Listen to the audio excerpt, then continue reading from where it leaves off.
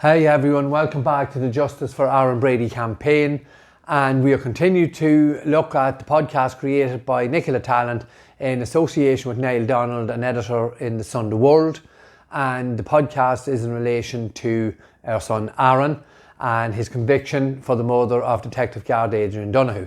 This podcast was created on the back of a newspaper article printed by the Sunday World, penned by Nicola Talent, and it also went on the Sunday World social media site. That article itself was riddled with inaccuracies. It was just a picture gallery of clickbait journalism, and that is the way we described it. We called out Nicola Talent on the inaccuracies, mistakes and the lies that was in the very short article that, in fact, the article took up 3 pages, front page, double page spread in the centre, and I think there was less than 500 words in the actual article itself. So it's a very short article, a lot of mistakes and inaccuracies. So we're going to continue doing that, and now really want to call out Nicola Talent on this little clip we're going to show here. It's only 40 seconds, but it shows, I'm going to use the word again, pathetic journalism, clickbait journalism, and we really, and I think everyone, because this, everything you're about to see went out on the national press, went out on this national podcast, and there has to be some sort of explanation given by Miss Talent as to this type of journalism. So we're going to just listen to her little clip first, and then we'll have a little look at it. Okay?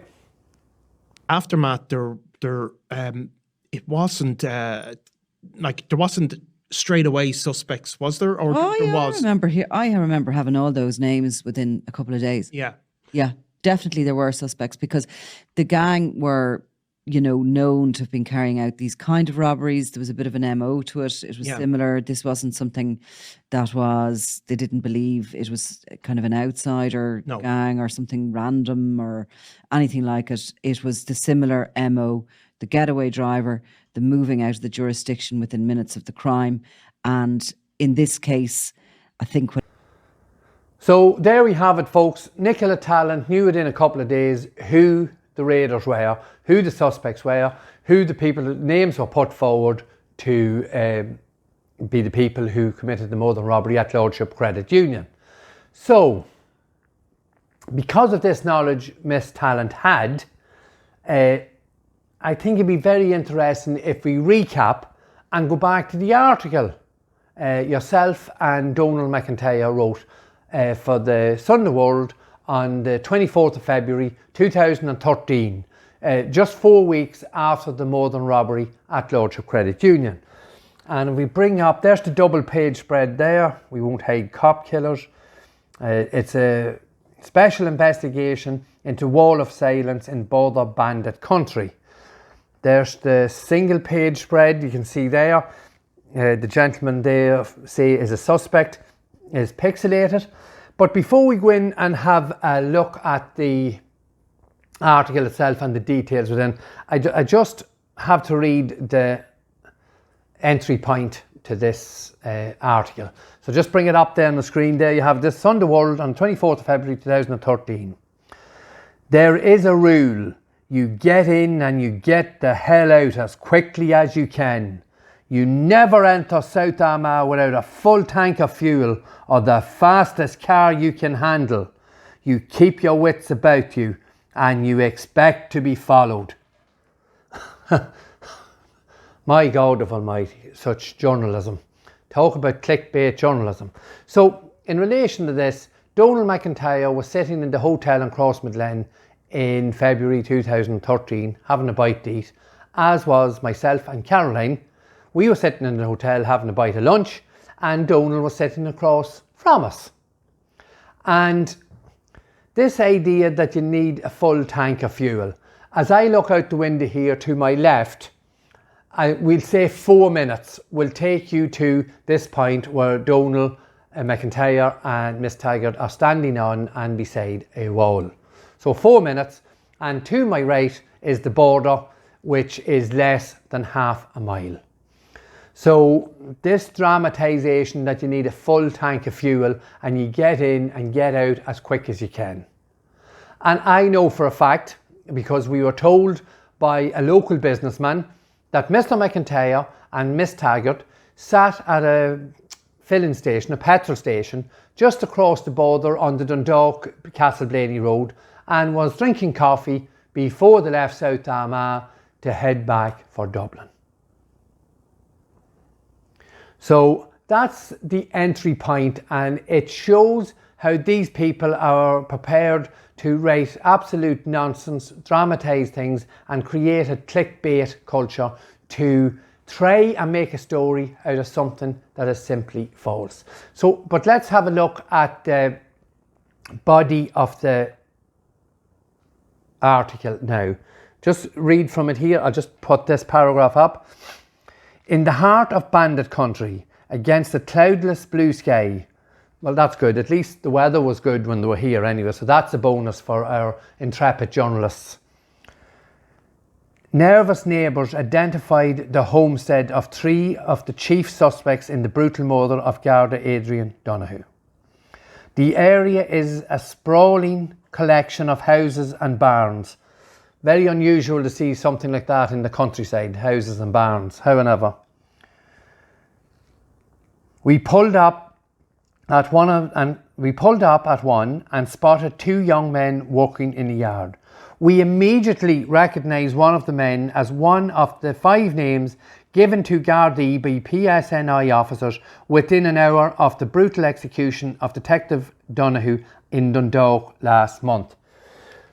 In the previous video, I think it is, we had a look at the nonsense spoken by the gentleman sitting beside Nicola Talent in this podcast, where they tried to create serious excuses for Garda Síochána, saying that the border was a barrier, it was in some way a blockage and a hindrance to the investigation. Here we have Nicola Talent telling us that the Gardaí and the PSNI were in immediate communication at the time of the murder and robbery, which is rightly so. I'm sure it did happen, and I would hope it would have happened. So this little line here proves that the stuff you're talking about, Donal, is complete and utter nonsense and makes absolutely no sense whatsoever. So we continue. The second man was his brother, another of the chief suspects. However, there was no sign of their sister, the girl that officers believe drove the getaway car out of Dundalk and back to bandit country after the shooting. So there's an awful lot of information there in those 4 or 5 lines. So now we have 2 suspects, and one of those suspects obviously is the picture you see pixilated there, and it transpired very quickly that that young man was in a gym doing a workout at the time of the murder and robbery, and immediately after his workout at the gym he met his girlfriend for a meal in a restaurant in Dundalk. As far as I am aware, I think the brother may very well have been out of the country at the time of the murder and robbery at Lordship Credit Union. And then, although the naming of the 2 boys as suspects is just complete nonsense and it renders the rhetoric from Nicola Talent in this podcast as useless, but the important bit here is, and this is the same story that was peddled by Brendan Grehan, Lorcan Stain, and indeed a widespread section of the mainstream media, that this girl was the driver of the getaway vehicle, this sister. And as we have shown before, and as you can see here, this is that girl leaving Dundalk at the time of the murder and robbery. She left a hairdresser, got into a vehicle, and she's seen in CCTV leaving Dundalk and heading home. So she was given 5 suspects, and lo and behold, 3 of them had nothing to do with the murder and robbery at Lordship Credit Union. And Nicola Talent, again, like Pat Marry, and I'll show that clip now as we move on when we're looking at this podcast, talking about other robberies, other armed robberies. I will say once again, Aaron Brady was never questioned on any other armed robbery. He was never a suspect in any other armed robbery. It was never put to him about any other armed robbery. Aaron Brady had nothing to do with any other armed robbery. Aaron Brady had nothing to do with the armed robbery at Lordship Credit Union.